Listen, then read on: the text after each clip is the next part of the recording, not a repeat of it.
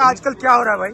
आजकल मैं जो भी बोलता हूँ हाँ। ये करता है। अच्छा, मेरे कैसे लिए क्या? करता है। आप क्या क्या We are now fighting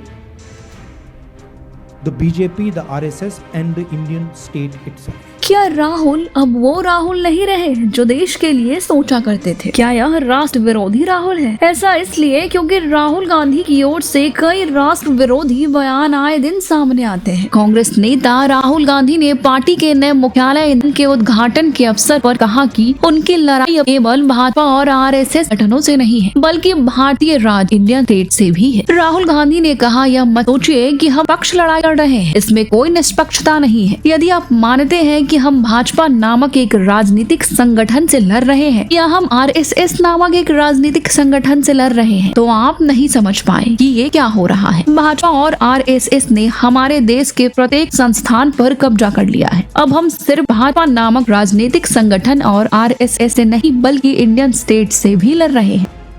And the capability to solve. I'd like to say one last thing, that do not think that we are fighting a fair fight. There is no fairness in this. If you believe that we are fighting a political organization called the BJP, that we are fighting a political organization called the RSS, you have not understood what is going on. The BJP and the RSS have captured every single institution of our country. We are now fighting the BJP, the RSS, and the Indian state itself. के इस बयान पर भाजपा ने कड़ी प्रतिक्रिया दी है। भाजपा अध्यक्ष JP Nadda ने ट्विटर पर एक पोस्ट शेयर कर कहा कि राहुल गांधी की इस टिप्पणी ने कांग्रेस का घिनौना सच सामने आ गया है और यह स्पष्ट हो गया है कि वे भारतीय राज्य के खिलाफ लड़ रहे हैं। इस पर कांग्रेस नेता सचिन पायलट ने राहुल गांधी के बयान का बचाव करते हुए कहा कि उनके बयान को गलत ढंग से पेश किया जा रहा है। उन्होंने स्पष्ट किया कि राहुल गांधी का आशय था कि सभी संवैधानिक संस्थाओं पर आरएसएस से जुड़े लोगों का कब्जा हो गया है और न्याय नहीं मिल पा रही है। मैंने उनका बयान देखा नहीं है, लेकिन संवैधानिक पद पर बैठे लोगों को पॉलिटिकल कमेंट नहीं करने चाहिए। हम लोग पद का सम्मान करते हैं, लेकिन कांग्रेस को, कांग्रेस के नेताओं को, राहुल गांधी जी को आप लगातार टारगेट करेगा, कोई व्यक्ति भी हो, वो शोभा नहीं देता।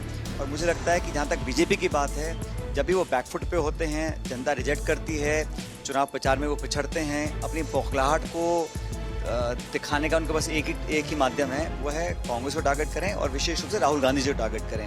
अब केंद्र मंत्री महोदय जो नए बने हैं भाजपा के, बिट्टू जी, जिस प्रकार की भाषा का प्रयोग कर रहे हैं वो निंदनीय है, अशोभनीय है और पॉलिटिकल डिस्कोर्स में ऐसी शब्दों का कोई जगह नहीं होती।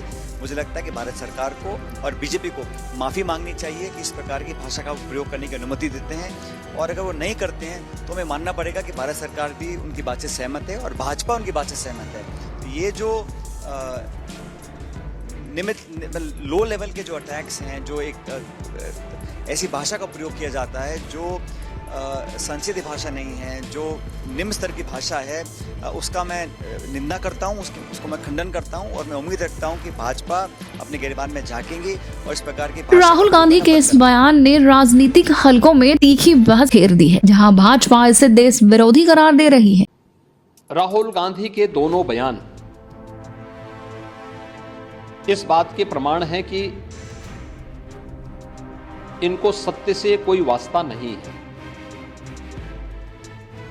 हमने लोकसभा चुनाव कैंपेन के दौरान भी देखा है, अनर्गल प्रलाप करके इन्होंने जिस प्रकार की गुमराह करने वाले वक्तव्य दिए थे, झूठे वक्तव्य दिए थे, संविधान का गला घोंटने वाले लोग संविधान के बारे में गुमराह करने वाले वक्तव्य देने के लिए विदेशी पैसे के बल पर चुनाव को प्रभावित करने का इन्होंने प्रयास किया। 1 लाख रुपए के फर्जी बॉन्ड भरवा करके भारत की माताओं को, बहनों को इन्होंने गुमराह करने का कार्य किया। और आज जो बयान फिर से राहुल गांधी ने दिए हैं वे अत्यंत निंदनीय हैं और शर्मनाक भी। अयोध्या को उसकी पहचान से वंचित किसने किया था? क्या ये सच नहीं कि इंडी गठबंधन से जुड़े हुए लोग इसके लिए जिम्मेदार हैं? श्री राहुल गांधी और उनके सहयोगी इस बात के लिए जिम्मेदार हैं जिन्होंने न केवल अयोध्या को वनवास दिया था, बल्कि सरयू मैया के रक्त के जल को भी रक्त रंजित करने का कार्य किया था।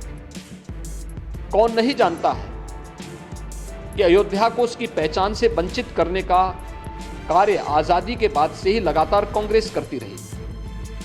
रामलला के मंदिर पर ताला लटकाने का काम किया था। वही कांग्रेस इसे संस्थागत कब्जे के खिलाफ संघर्ष के रूप में प्रस्तुत कर रही है। तो आपको क्या लगता है, राहुल अब वो राहुल नहीं रहे जो देश के लिए सोचा करते थे? क्या राहुल राष्ट्र विरोधी राहुल बन गए? आपकी जो भी राय है हमें कमेंट बॉक्स में लिख कर जरूर बताएं। वीडियो को लाइक करें और चैनल को सब्सक्राइब करना ना भूलें।